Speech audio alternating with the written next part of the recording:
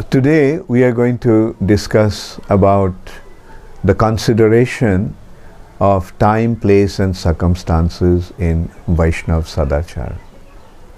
The Vedic culture is timeless and our parampara goes all the way back to the time of creation when Brahma received these instructions from Sri Krishna himself.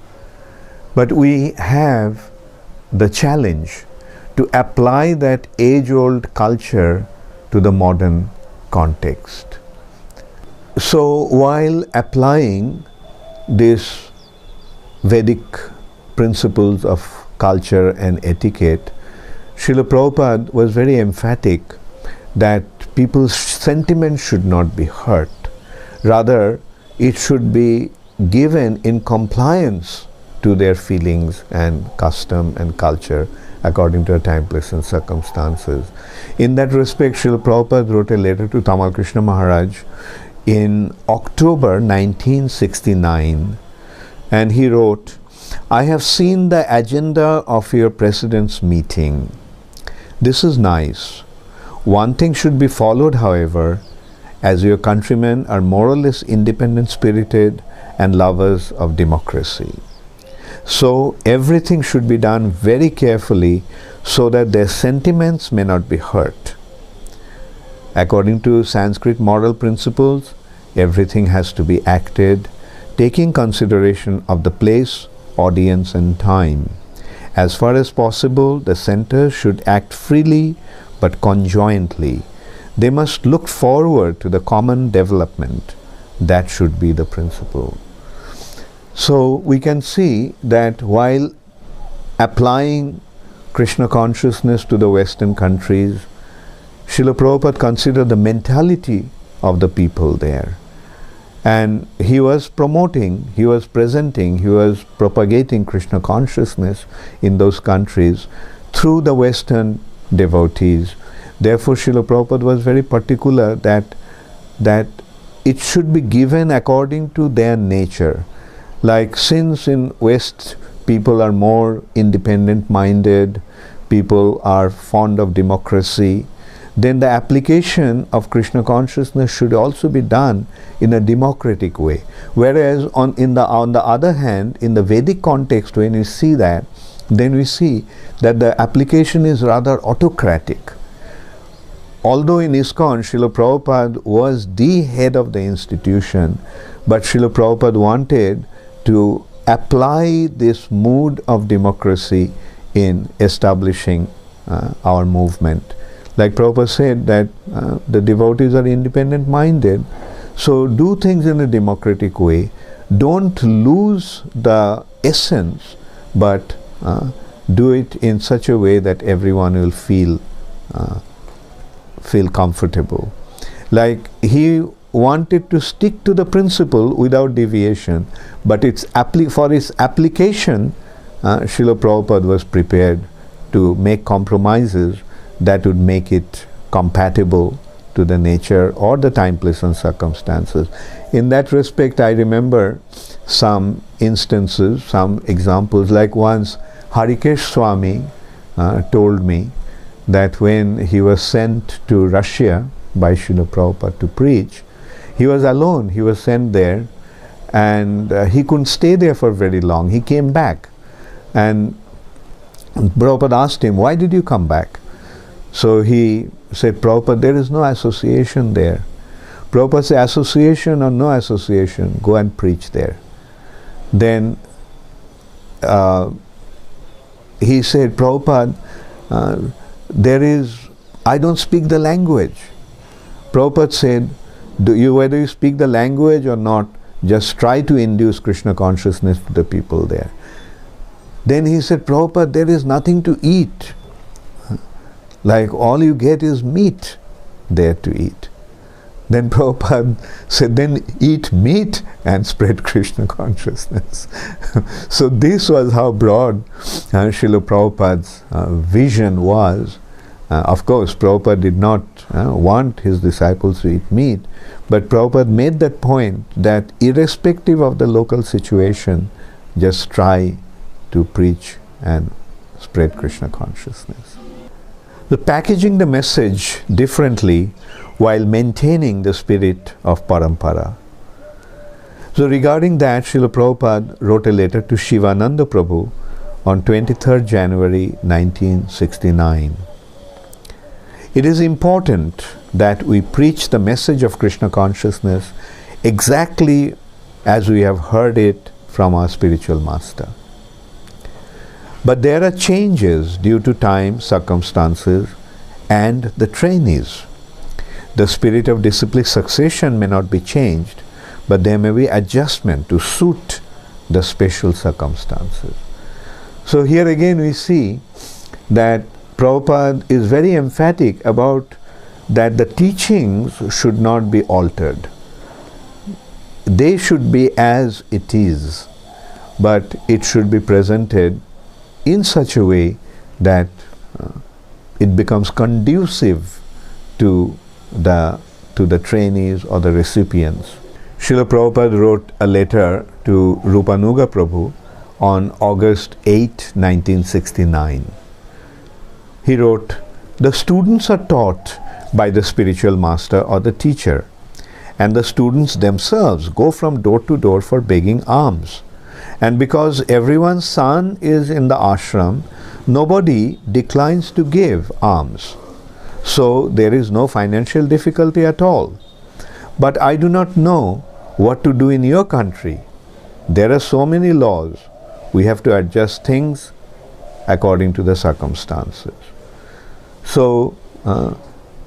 in the Vedic culture in India, going from door to door begging is no problem. It is a part of the culture. But in the West, Prabhupada considered that it may become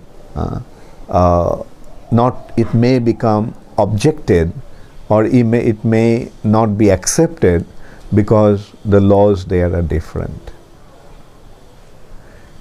And another letter to Upendra Prabhu, Prabhupada wrote, "We must stick to our Krishna consciousness because in all circumstances this determination will make us successful. Although according to the Vedic system there is restrictions that boys and girls should not freely mix, the brahmacharis are strictly prohibited to talk with young women. But in the Western countries this rule is not valid. As such, we have to accept both boys and girls in the same standard. But if each of us follow the regulative principles and chanting of the mantras, hardly there will be any chance of sex indulgence. So we have to be little careful about it, and Krishna will help us." So continuing the same point, Prabhupada has written another letter to Rupanuga Prabhu in November 4th, 1970. Regarding marriage, generally the man should be older than the woman. We have not had good experiences with marriages when the woman is older. But everything must be done with reference to time, place and circumstances. In your country such marriages is not uncommon. So if you think the match is good, then you may marry them. Another letter to Karandhar Prabhu in November 13, 1970, Prabhupada is writing, "The new procedures you are instituting on Sankirtan party are very encouraging to me. The opportunities of expanding the Sankirtan movement are unlimited. We should tax our brains as to what is the best way to present Krishna consciousness to particular people at a particular time and place. I have always thought that in Los Angeles there should be at least 10 Sankirtan parties going out simultaneously, and as you have indicated, such places as Long Beach and other areas can each have their own Krishna conscious center." In another letter to Karandhar, Srila Prabhupada wrote, "I have received your letter of 24 January 1973 concerning polygamy and feel that this policy must be strictly prohibited within our society. If it is not, it shall only cause chaos. as what was possible under the system of pure Vedic culture is impossible at the present time. So we can see that Srila Prabhupada made changes when it was necessary and when it was conducive to promote Krishna consciousness. But whenever there was a possibility of some sort of detriment, then Prabhupada said, no, it should not be done. Like in Vedic culture, free mixing between boys and girls is not at all allowed. But when Prabhupada saw that in the West, boys and girls are mixing freely and practically striding along side by side, Prabhupada felt that it will be impractical to segregate them.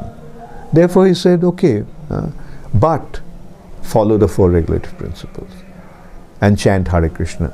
So if they do that, then men and women, although they are mixing, there won't be any illicit relationship. However, when the consideration was whether a man can have more than one wife, in Vedic culture it is allowed. Especially the Kshatriyas and Brahmanas also could have more than one wives. But Prabhupada saw that in the Western country the culture is different. The law does not allow polygamy there. Therefore Prabhupada said, no, it should not be allowed in Krishna consciousness. Capable management means improvising without compromising. And in that respect, Srila Prabhupada wrote to Yogeshwar Prabhu, so we have to adjust things. Everything is important. Not that we have to do something at the expense of something else. I cannot say from here what is to be given preference. That depends on your management capacity. So Prabhupada didn't want to dictate the disciples all the time. He gave them the freedom to decide what they want. He wanted them to use their intelligence and use their experiences in how it should be applied, but they should also consider that something should not be accepted at the cost of something else. Like all the important factors should remain, and they have to make the adjustments, although there may be some sort of difficulties and even contradictions. And that point became very clear in another letter that Srila Prabhupada wrote to Badrinarayan Maharaj regarding your proposal to accommodate more indoor engagements for Sankirtan and thus to avoid the severe cold of winter time is a nice proposal. And I'm encouraged to hear that you're always thinking of how to improve this program of your St. Louis temple. We should always be thinking of how to spread this Sankirtan movement by applying our basic principles according to time and place. And I especially want that my students enter into the schools and colleges and present our Krishna consciousness philosophy and sell our books. So here we can see that it's impossible to go out, especially when it's so cold in winter, snowing. It's difficult to distribute books at that time, which was our main activity those days. And when Badrinarayan Maharaj suggested that the devotees do the Sankirtan from inside, meaning like not so much standing on the open roads and distribute the books, but find situations where they can go inside and distribute books. Prabhupada suggested, yeah, that's a good idea. And what can be done is, let the boys and girls go to schools and colleges or other covered areas, and where it is not that cold, distribute books there. Purity and not the packaging is our core preaching strategy. In that respect, Prabhupada wrote to Yogeshwar Prabhu, please accept my blessings. I beg to acknowledge your letter of 17 December 1971, along with copies of your advertising work, slides, and Dutch BTG. I am very pleased to see that the foreign literature is being produced nicely under your enthusiastic supervision. Just try to increase more and more our output of such books and magazines in many languages. I don't think there is a need to divert your attention by producing advertising. I have seen your advertisements as shown to me by Shyam Sundar, and I think you have made the things less important. This kind of ad is not good.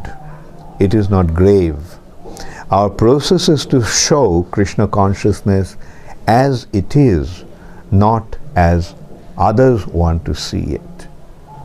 By showing Krishna consciousness in this way, you are making the things less important.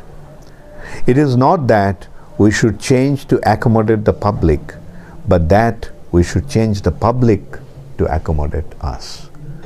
So here you can see again how Srila Prabhupada was emphatic about the essence of our purpose.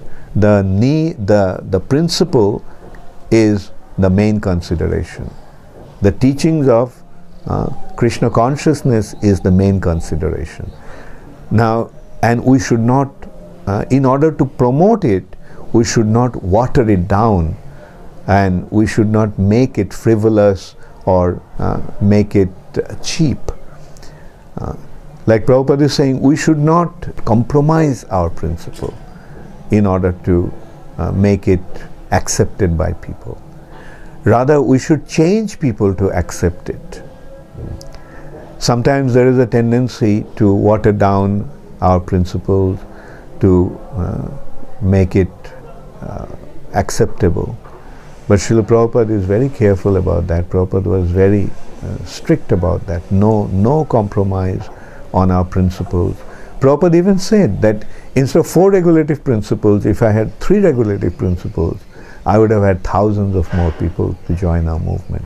But Prabhupada said, no, I can't make any compromise because this is the standard. Dharma stands on 4 legs. So if we are practicing dharmic principles, then we have to follow these 4 regulative principles. Otherwise, our purpose may get lost.